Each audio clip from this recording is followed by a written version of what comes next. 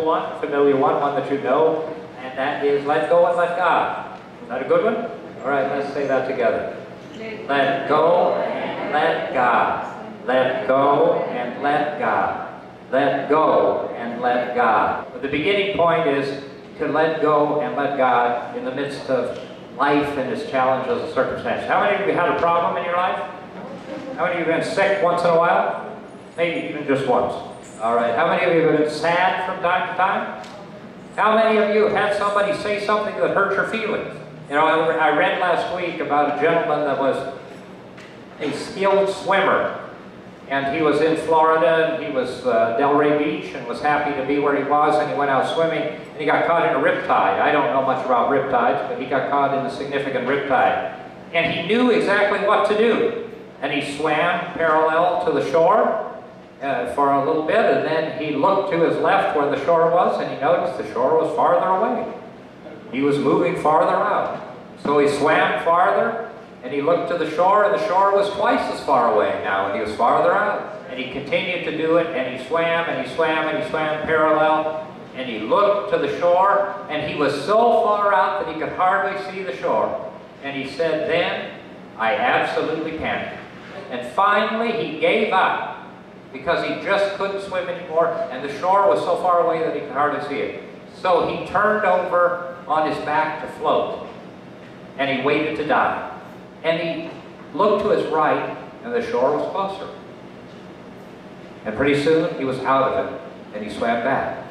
The reality and truth of our tradition, our faith tradition, is built upon, as we know, and as we teach, and as we talk, about universal principles that operate.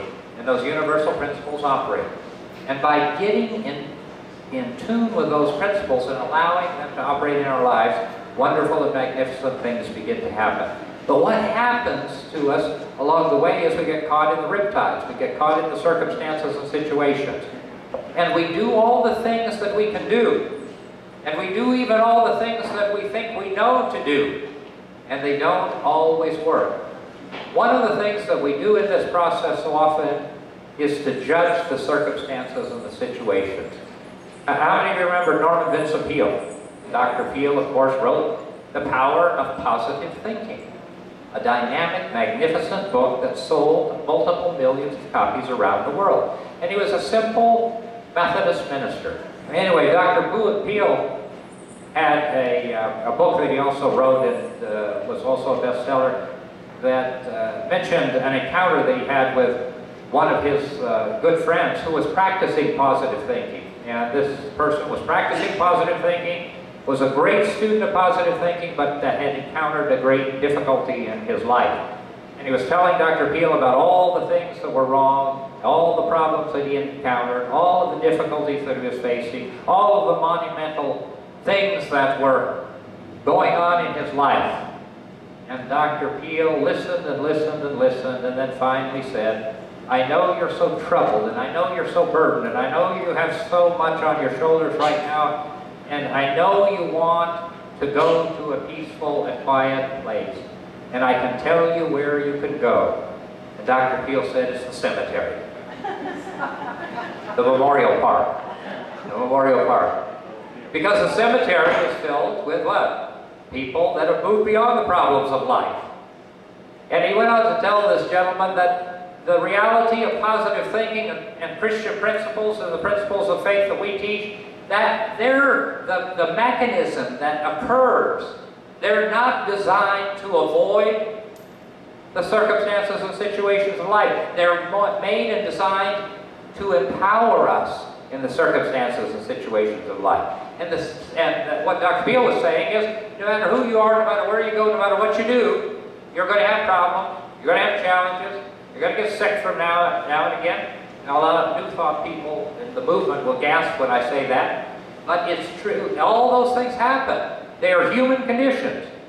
And so often we want to judge the human conditions. And somehow we've got this idea that if we practice positive thinking, or we're good Christians, or we're good Jews, or we're good Muslims, or we're good whatever we are, and we do certain things, that life's going to be really easy and simple, but we can't do it without the circumstances, the situations, and the events of daily life.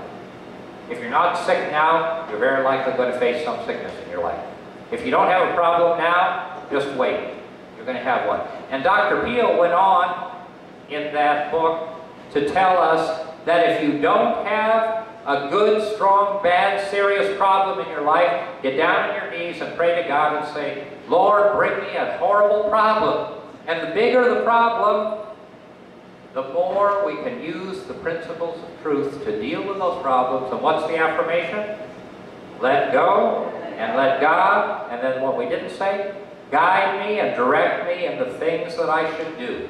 And the reality and the truth is that there is a way through every circumstance and situation. And if you look at your life, no matter where it is, no matter how great it has been or how difficult it has been, in these experiences that come that we believe to be so detrimental and so damaging, therein lies the greatest opportunities for the understanding of ourselves and the presence and power of God and how magnificent life can be.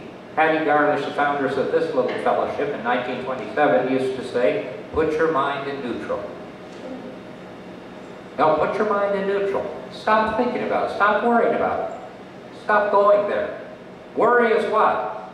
Worry is in the future. Worry relates to experience of the past. Takes you right out of the now. What's one of the first principles we understand about this faith is to live in the now. Right now. The foreclosure notice goes on the door. Okay, that's real. But right now, what's the situation? You still have the house. 5 more days. Lots of things can happen. 30 days. Whatever it is, however bad it is. And so, as Hattie said, put your mind in neutral. Wonderful things happen when you put your mind in neutral. You know, some of the best solutions to problems in life that I have found have been when I'm in the shower or driving a car.